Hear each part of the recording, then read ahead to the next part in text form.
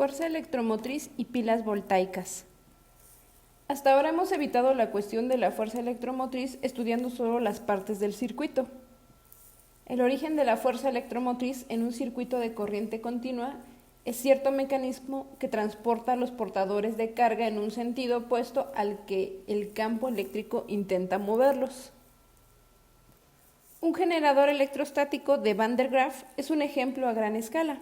En cualquier movimiento mantenido hallamos una corriente, debido a la resistencia externa que circula en el sentido del campo eléctrico, disipándose allí como energía, que normalmente se disipa en forma de calor, como la corriente por el potencial o I cuadrada por la resistencia, por unidad de tiempo. Dentro de la columna de nuestro generador hay un campo eléctrico dirigido hacia abajo. Entonces nosotros suministramos energía y hacemos mover estas bandas, lo que transporta portadores de carga en esta dirección. La energía necesaria para mover esta correa se suministra de cualquier forma, de cualquier parte. Esencialmente es de forma externa y puede ser por un motor eléctrico conectado a la línea, por un motor de gasolina o incluso podría ser manualmente. Lo importante es aquí que nosotros administramos energía. Así, este generador de Van der Graaf es en sí una batería con una fuerza electromotriz. En las baterías ordinarias es la energía química la que hace que los portadores de carga se muevan en una región donde el campo eléctrico se opone a su movimiento. Es decir, un portador de carga positiva puede desplazarse a un lugar de potencial eléctrico más elevado si al hacerlo así puede intervenir una reacción química que dará más energía a la requerida para escalar a este desnivel eléctrico. El nombre genérico de los generadores químicos de fuerza electromotriz es el de pila voltaica. Hablando un poco sobre la historia de las pilas voltaicas, en los experimentos de Galvani, hacia 1790 ocurrió estas famosas convulsiones de la rana, de la pierna de una rana, que indicaban la producción química de corriente eléctrica. Fue Volta quien demostró que el origen no era la electricidad animal como sostenía Galvani, sino el contacto de metales distintos en el circuito. Así, Volta construyó la primera batería, una pila de unidades elementales, cada una de las cuales consistía de un disco de zinc y uno de cobre separados por cartón humedecido. Por supuesto que las actuales pilas voltaicas no están constituidas de esta forma, pero el principio fundamental que usan es el mismo. Por supuesto que existen diversas clases de pilas voltaicas, pero una que para nosotros va a ser un poco común es la de dos electrodos de distintos materiales inmersos en un fluido ionizado o electrolito. Pensemos ahora que tenemos el caso de una pila voltaica conectada a un circuito. Esta pila provocaría una diferencia de potencial entre las terminales. A esta se le conoce como la fuerza electromotriz de la pila y su símbolo es E cursiva. Su valor dependerá más de las propiedades químicas que del tamaño o la forma de la pila voltaica.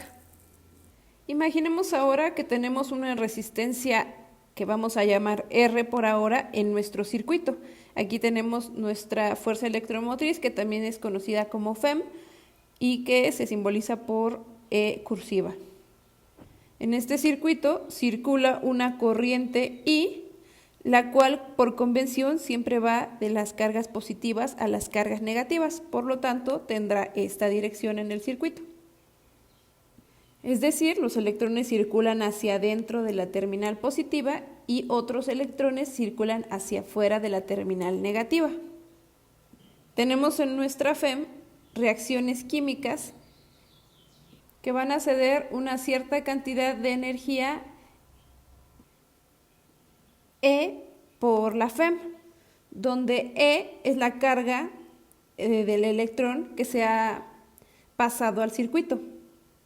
De esta energía que yo he denotado como energía de la pila, vamos a tener una cierta cantidad de energía transmitida en forma de calor, que va a ser igual a E por el voltaje.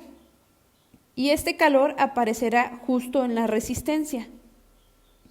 La diferencia entre la FEM, la fuerza electromotriz, y el potencial se debe a la resistencia del propio electrolito a través de la cual debe circular la corriente I. Así representaremos esta resistencia interna como RI. Por tanto, nuestra antes mencionada resistencia R ahora será RI, una resistencia variable.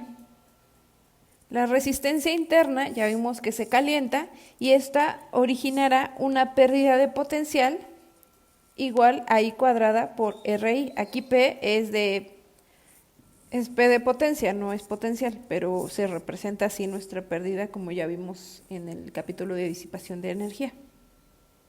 Imaginemos ahora que tenemos este otro circuito donde tenemos a nuestra FEM. Aquí hay dos terminales, por lo tanto hay un potencial asociado, nuestra corriente va así, nuestra resistencia